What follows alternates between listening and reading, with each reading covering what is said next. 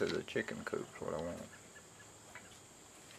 So Jonathan and his buddy Eden is going to feed the chickens some ramen noodles. It's one of their favorites, I found out. And you can hear the rooster. So here's what's been done so far. Come on guys, lead the way.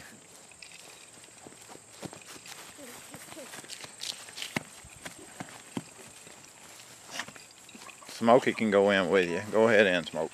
Let him in. Alright.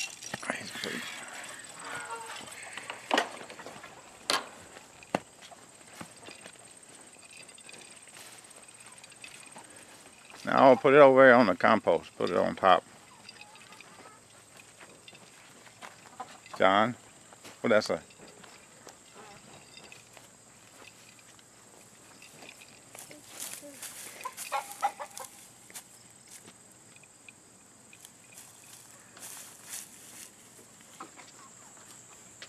Smokey, let the chickens have that. Come over here and sit down. Come here.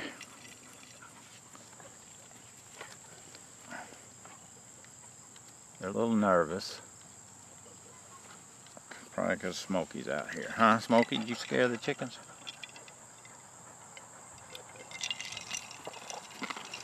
I'll show you what's going on so far. They got their first mealworm treat today. I put it in here, and that's some of the oatmeal that I'd ground up. They're liking that too. I added some oyster shell, crushed oyster shells, and a little thing inside here, so they can have that free choice. Since they all should be laying soon, right, girls? May need a little extra calcium. That's what the oyster shell is all about. This area over here has been fenced off, not electrified, but they don't fit through these holes anymore since they've gotten so big. And I put a cover crop of a mix of rye, crimson clover, and I think maybe some kind of peas. Winter peas are in there, and so that should make a really good. I don't know if you can see it or not, but it's a really good cover. You can see the rye coming up, and there's actually buckwheat. I had buckwheat here all year, so it reseeded itself, so a lot of buckwheat's coming up too. Sunflowers. Chickens love the sunflowers. They just kind of sit under there in the shade, and they get a little protection from hawks or anybody coming from dive bombing on them, so they feel kind of safe under there. And this is grain sorghum all down the side here. I had tried to plant sunflowers up and down the side, and every time I planted them, a flock of doves came and ate every seed I put in the ground. So I just switched to grain sorghum, and then I planted these sunflowers late, and I had them covered with a cloth just until they got germinated and growing pretty good, and then I took the cloth off. Bees are busy, even though there was a swarm about 3 weeks ago, but as you can see, there really still a lot of bees working, coming and going out of this place. Hopefully they'll get their new queen going. I did not put a queen in, I'm just hoping they made one. So here's the chicken coop. Y'all can go back if you don't want to be. I mean, it's up to you. It's up to you, but you guys are doing good. These take Smokey out. Maybe the chickens will go eat. This is where the nest boxes are, so maybe put my water down. You can just open this up and get in here. I had a lot of straw in here. Looks like they took it out. Trying 2 different styles, those individual boxes on that side, and then I'm just got one big wide open nest over here. I want to see what they prefer when they do start laying. The straw in there is just something I found. There was an article in the paper about a guy growing rye and harvesting, and he was going to bale up the straw after he harvested all the rye for grain. So I drove by there and just kind of gleaned some straw off the side of the road there next to the where his combine or his hay baler didn't get it. That's it. My big giant compost pile. All the stuff on top of it right now is from the buckwheat. It was I'd never grown buckwheat like that. I think I had one little box when I was in the city of buckwheat just to see what it was like, and I wasn't too impressed. But man, it did a great job covering up this ground out here. Kept the weeds down. The chickens loved it. The bees loved the flowers. And the chickens loved out there eating the seeds once it went to seed, and just being underneath them too, kind of like I do with the sunflowers over there. I don't know why this guy's crowing so much. I don't know if my neighbors appreciate that as much as some people do. But got a lot of salvia, black-eyed Susan, I don't know what all out here. Some kind of different pollinator-friendly bushes and stuff that I bought, and trying to get them. The reason this place looks so messy, I had this great idea of putting paper, like construction paper that you see when people are working in a house. They put it down so guys won't tear up the floor. So I put that down and I mulched it, and the chickens came out the same day, as soon as I got through, scratched through it, tore all the paper up and made a big mess. So that didn't work, so I won't do that again. But anyhow, got electric fence, 4 wires around this place, pretty nice. It is not intended to keep the chickens in. It's to keep all the predators out, such as neighbors' dogs, coyotes, foxes, I don't know what else we got around here, bears, anything that might want to eat a chicken. I don't know if you can see it, but it's hard to get an angle. Let me see if I can find a better angle on this. Put a solar panel. I was just messing around. I thought, well, that'd be fun.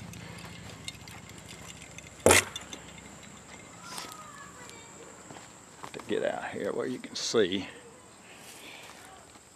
So, still not a great angle, is it?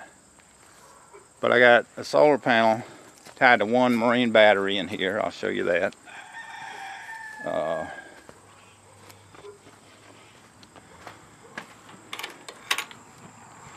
So I built a little box here in here. So, as you can see, I just have this one battery in here. And I got a fence charger from Walmart, wasn't too expensive. Got a solar panel gizmo here that keeps track of, charging and stuff for me, so I know what's happening. And I made this little bus so I can do different things, so I can power different stuff. So this is just a scrap wood cabinet I built. But you can see I got a light, so I can come in here at night. Got some ventilation. I got a indoor-outdoor thermometer in here, so the chickens will know if it's hotter inside or outside, which rarely too much difference is there since so much screen door. I got a beautiful leaded glass, faceted glass window here. Have a little chicken door here that I lock up every night, unlock in the morning. Another chicken door here once they're in their roost area. Water here. I have free choice feed bucket here, holds 15 pounds. That keeps them going 3 or 4 days, I think. There's the free choice on the extra calcium they get from the crushed up oyster shells. And they just got a little run that they can go underneath, and then they got a roosting area in here. I'll go in from the back side, but you can see from here, here's those nest boxes. And I actually have a little platform they can walk in front of it, and up here is where they roost at night.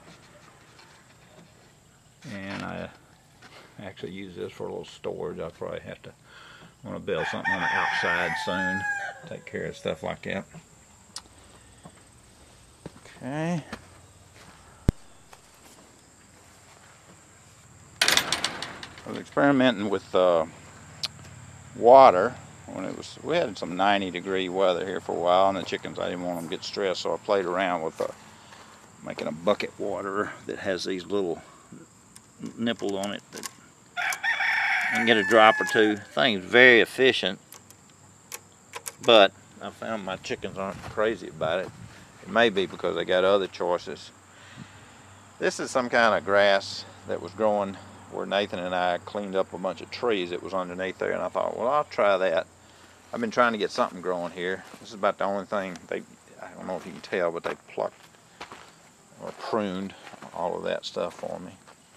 Got this load of sand I've been spreading around. This is the back door. I've got to build doors here to shut in the winter time, but for now they don't need it. And then up here, I don't know if you notice on the other end, motion sensor. That's run off that battery too. Again, that's pretty handy when I come here at night. But here's the inside. I mean, it's pretty simple. I'd like a chance to do this again. I don't know if I'll ever build another chicken coop, but I've got some ideas of things I'd rather do differently, which I think is pretty normal. Every time I build something, I think of better ways to do it. But this is going to have to last. I don't think my wife wants me buy any more chicken coop lumber. But this is it. I don't know. I found these two blue barrels when I was up in going hiking to Vermont. As a little farm on the side of the road right before I crossed over from New Hampshire, and guy had a bunch of barrels out front selling them for 10 bucks a piece, so I bought them. Don't know what to do with them yet. I was thinking about making a rain barrel, but I got to put gutters on the thing to do that, so I haven't got around to that. I did use one of them to kind of flatten out the ground, you know, as a lawn roller. That was pretty tough work because, well, it's hard pushing a barrel full of water around, especially on a hillside. Got a few fruit trees, not positive I'm happy where I planted them, but that's where they are right now. May try to move them in the winter or, you know, fall or something. Put them more outside of this area and just use this area for more annuals and bushes and stuff, even though I'm sure the chickens would appreciate a fruit tree or two. That's it for now. And I'll show you my berries that I got going here. Butch and Bonnie gave me the beehive, which we're not going to get but about a jar of honey out of this year, but hopefully next year something will happen. We'll get that going. This was all grapes before we came. They'd pulled all the grapes up and left the trellises, and so Butch gave me a bunch of raspberries. I had given him some about 20 years ago. Maybe some of these were mine once upon a time, and I put those in here.